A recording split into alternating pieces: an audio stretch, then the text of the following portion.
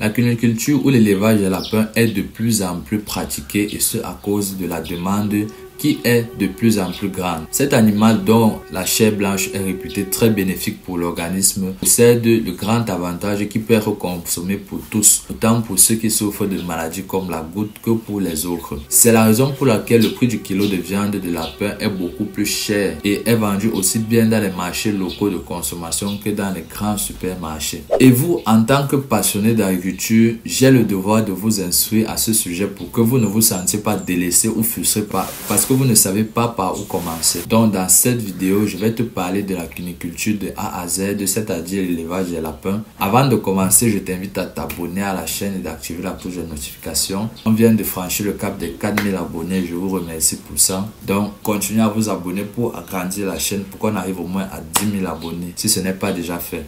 Donc c'est parti.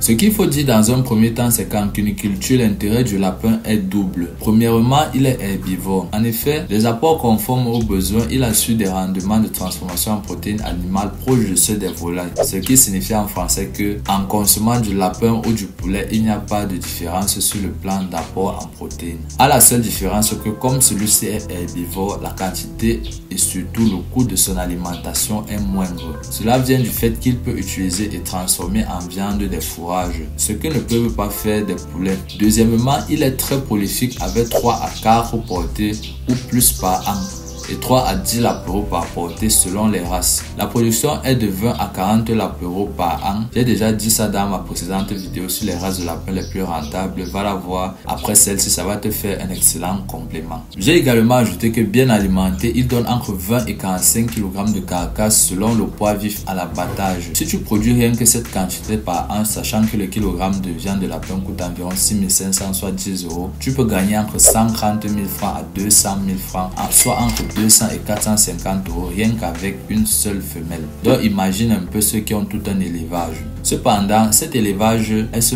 peut développer en zone tropicale. La consommation de viande de lapin reste inférieure à 25 grammes par an par habitant, avec de rares exceptions comme le Ghana, le Nigeria ou les Philippines, où les consommations restent comprises entre 450 et 100 grammes par an par habitant. En revanche, certains pays du pourtour méditerranéen ont une production élevée. Il faut changer ça, et surtout comme c'est un nouveau marché, il n'y a pas encore trop de concurrence et tu peux te faire ta place tranquillement, surtout chez nous ici en Afrique centrale. Le lapin est un animal émotif très sensible au changement. Par ailleurs, l'introduction rapide des géniteurs des races étrangères très productives n'est pas évidente mais faisable. Donc, on peut aller prendre des races dans les pays où la cuniculture est assez développée, où les conditions climatiques sont similaires aux nôtres, pour venir implanter leurs meilleures races chez nous, leur meilleure variété pour avoir une meilleure portée. Dès que le producteur veut évoluer vers une intensification, l'élevage demande une bonne technicité,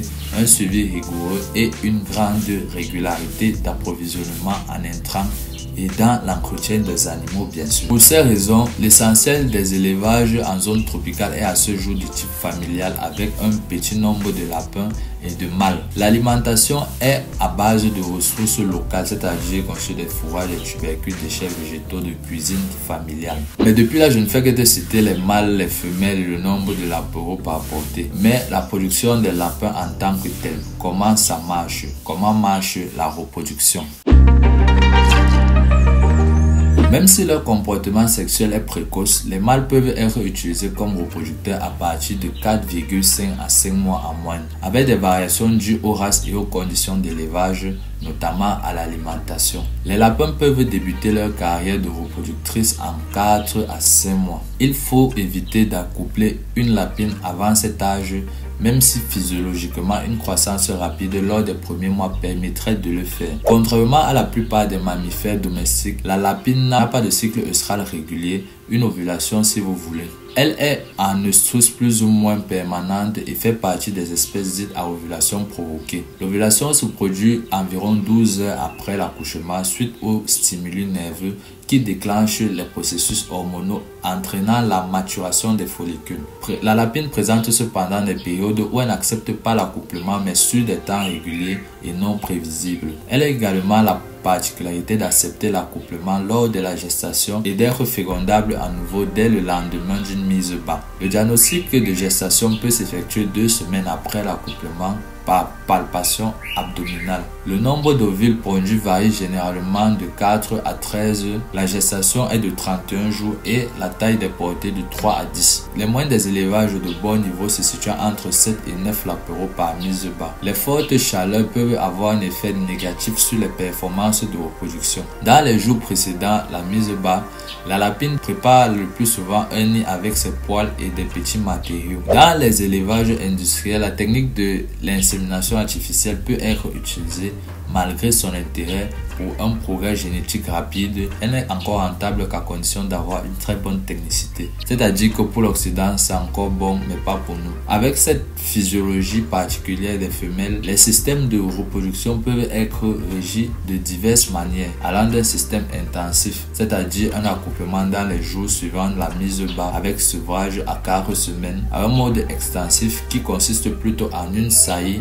après un sevrage à 5-6 semaines et ce avec un système intermédiaire qui correspond à un accouplement 10 à 20 jours. Après la mise bas, en reproduction intensive, l'alimentation doit être très suivie et correspondre aux besoins des lapines. Elle peut être conduite plus souplement dans le monde extensif. Mais pour que les femelles arrivent à atteindre sa phase œstrale, il faut lui assurer une croissance régulière. Dans la suite de la vidéo, voyons comment ça se passe.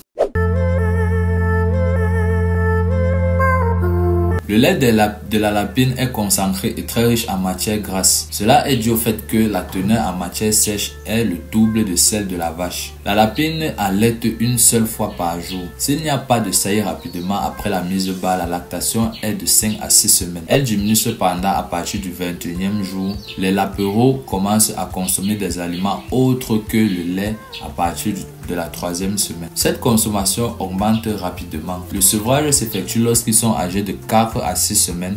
Les croissances des jeunes en bonnes conditions d'élevage et pour des animaux de race couramment utilisés en élevage industriel s'établissent autour de 30 grammes par jour entre 4 et 12 semaines. Dans ces conditions, l'abattage peut se faire entre 80 et 90 jours avec les lapins d'un poids vif compris entre 1,7 et 2,4 kg selon les modes d'élevage et la demande de consommateurs, ce qui correspond à des poids de carcasse entre 1 et 1,4 kg.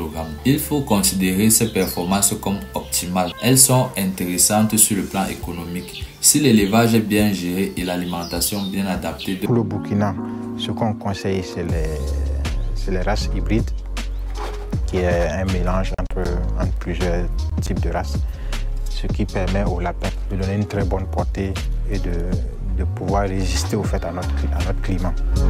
Si la croissance est une phase importante, il y en a une autre qui joue un rôle de catalyseur et c'est le logement.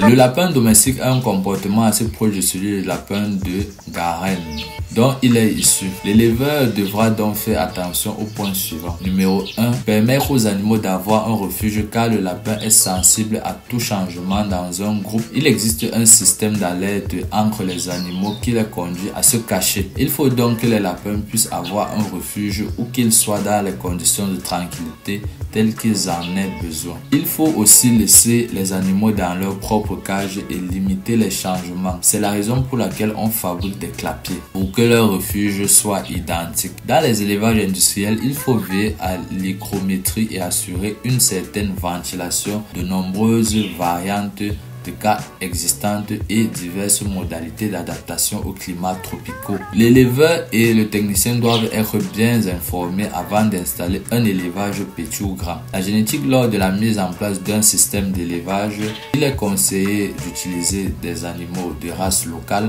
accoutumés au climat possédant une certaine rusticité. Des races améliorées sont utilisées lorsque l'éleveur a acquis une technicité suffisante pour valoriser au mieux les capacités de croissance des animaux croisés ou des races pures importées. Les principales races d'élevage sont différenciées en 3 groupes. Premièrement, nous avons les races lourdes d'un poids supérieur à 5 kg, les races moyennes qui sont courantes en Europe entre 3,5 et 4,5 kg et les races légères entre 2,5 et 3 kg. Au-delà de la robe, chaque race est caractérisée par sa croissance et sa fécondité. En région tropicale où les programmes de sélection ont été rares, les croisements entre les races locales et importées ont été les principales actions menées en génétique.